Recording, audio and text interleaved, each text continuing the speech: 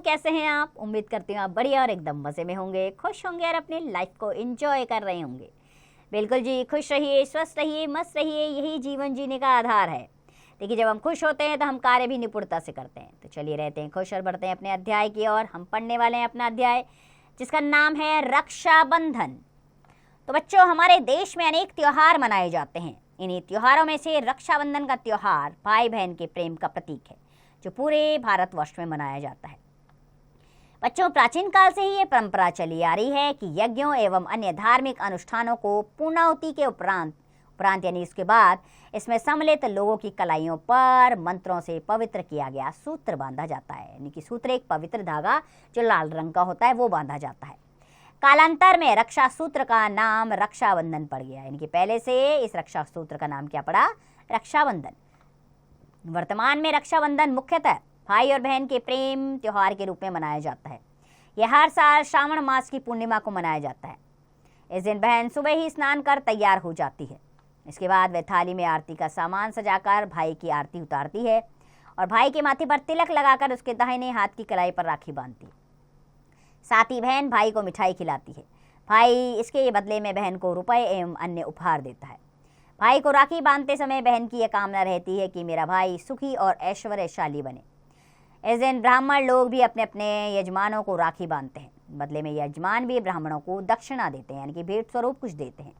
इस त्योहार से संबंधित पुराण की एक कथा है कि भगवान विष्णु वामन रूप धारण कर दानवों के शक्तिशाली राजा बलि का सर्वत्र हर लेते हैं, यानी कि उसका सब कुछ ले लेते हैं। इतने पर भी राजा बलि को धर्मच्युत हुआ ना देख, यानी कि धर्म से अलग हुआ ना देख भगवान प्रसन्न हो उठते हैं और उसे सुतल लोक प्रदान करते हैं और स्वयं उसके यहाँ द्वारपाल बन जाते हैं। इधर लक्ष्मी जी अपने पति को ना पाकर चिंतित हो उठती है। नारद जी लक्ष्मी जी के संकट का निवारण करते हैं। तदनुसार लक्ष्मी जी सुतल लोक को चल पड़ती है। वहाँ लक्ष्मी जी राजा बलि से भाई का संबंध मानकर उसे राखी बांध देती है। राजा बलि राखी के कारण विष्णु भगवान को द्वारपाल के पद से मुक्त कर देता है। यह है राखी बांधने का पौराणिक महत्व। रक्षाबंधन से संबंधित एक दूसरी घटना भी उदाहरणीय है, जो मुगलकालीन है। बहादुर शाह द्वारा मेवाड़ पर आक्रमण कर दिया गया। मेवाड़ की रानी कर्मवती निसहाय थी, यानी कि उसकी सहायता के लिए कोई नहीं था। कर्णवती मन ही मन मुगल बादशाह हुमायूं को अपना भाई मानकर राखी भेज देती है। राखी के बंधन में बंधकर हुमायूं युद्ध क्षेत्र में कूद पड़ता है और राखी की लाज रखता है। यह है रक्षाबंधन का पवित्र पर्व। हमारी समझ में इसी दिन से बहन द्वारा भाई को राखी बांधने की परंपरा चल पड़ी। लेकिन वर्तमान में इस त्योहार पर कुछ बहनें रक्षाबंधन के भाव के बदले धन का प्रदर्शन करती है। कीमती राखी खरीदकर अपने भाई की कलाई पर बांधती है और बदले में उसी के अनुरूप भाई से अधिक धन की आशा रखती है। ऐसी परिस्थिति में रक्षाबंधन की पवित्रता गौण पड़ जाती है। ऐसा लगता है कि रक्षाबंधन की पवित्रता जो है वो शून्य हो गई है। उन्हें तो यह स्मरण रखना चाहिए कि रक्षाबंधन व्यवसाय का बंधन नहीं है, यानी कि ये कोई बिजनेस नहीं है। यह तो मानवीय भावों का बंधन है, यानी कि ये तो मन के भावों का बंधन है। यह प्रेम, त्याग और कर्तव्य का बंधन है। इस बंधन में एक बार बंध जाने पर इसे तोड़ना बड़ा कठिन होता है। इन धागों में इतनी शक्ति है कि जितनी लोहे की जंजीरों में भी नहीं। इस दिन हर भाई को यह प्रतिज्ञा करनी चाहिए कि वह अपने प्राणों की बाजी लगाकर भी बहन की रक्षा करेगा। वास्तव में कमजोरों की रक्षा करना ही हर शक्तिशाली का कर्तव्य होता है। यही रक्षाबंधन पर्व का महान संदेश है। तो बच्चों, इस पाठ से हमने सीखा कि त्योहार हमारी संस्कृति के परिचायक होने के साथ साथ जीवन में प्रेम और हर्षोल्लास का संचार करते हैं, क्योंकि जब त्योहार आते हैं तो हमारा मन प्रसन्न हो जाता है। तो बच्चों, आप इस प्रकार रक्षाबंधन से संबंधित और कहानियाँ पढ़ें और इनकी मान्यताओं के बारे में जानें। चलिए अभ्यास प्रश्नों पर बढ़ते हैं हम। सबसे पहले मौखिक प्रश्न। पहला प्रश्न है, रक्षाबंधन का त्यौहार किसका प्रतीक है? रक्षाबंधन का त्यौहार भाई बहनों के आपसी प्रेम का प्रतीक है।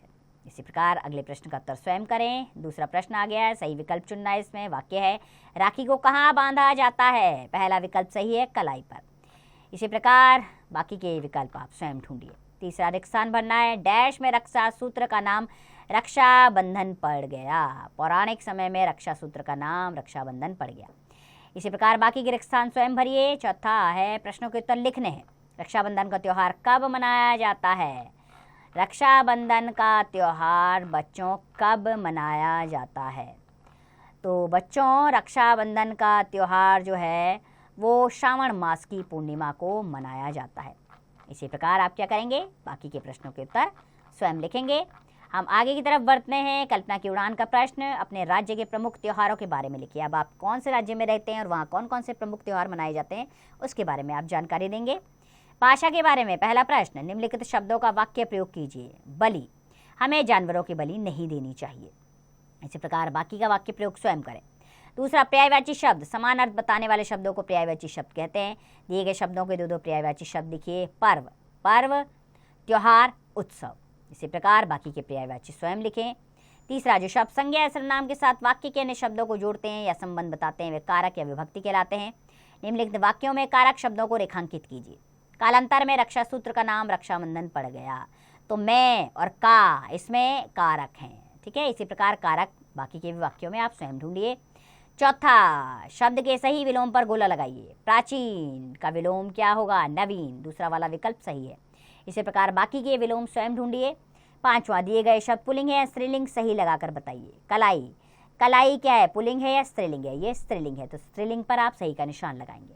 इसी प्रकार बाकी का निशान बाकी के भी शब्दों पर लगाइए। विषय संवर्धक गतिविधियां, रक्षाबंधन का त्योहार भाई बहन के प्यार एवं रक्षा का प्रतीक माना गया है।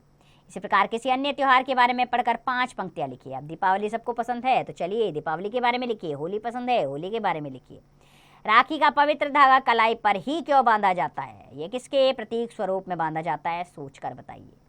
तो फटाफट बताइए कि ये क्यों बांधा जाता है। तो बच्चों, त्यौहार हमारे जीवन में उल्लास उमंग लेके आते हैं, खुशियाँ लेके आ जाते हैं, क्योंकि त्यौहार आने से पहले ही काफ़ी दिनों से उसकी पहले तैयारियां शुरू हो जाती हैं, जिससे मन प्रसन्न हो जाता है। नए नए कपड़े मिलते हैं, ढेरों मिठाइयाँ आती हैं, घर में पकवान बनते हैं, मेहमानों के घर आना जाना लगा रहता है और मेहमान भी आते हैं, तो खुशी दुगनी तिगनी चौगनी हो जाती है। इसलिए त्यौहार बेहद पसंद है। त्यौहार बीच बीच में आते हैं बच्चों, क्योंकि कई बार हम लोग रोज़मर्रा की ज़िंदगी से थक जाते हैं, तो बीच में त्योहारों का आना हमारे जीवन में दोबारा से खुशियों का और रक्त का संचार करता है। तो मुझे पूरी उम्मीद है कि आप भी त्योहारों को इसी हर्ष उल्लास से मनाते होंगे। खुश रहिए, स्वस्थ रहिए, मस्त रहिए और इस पाठ का अभ्यास करते रहिए।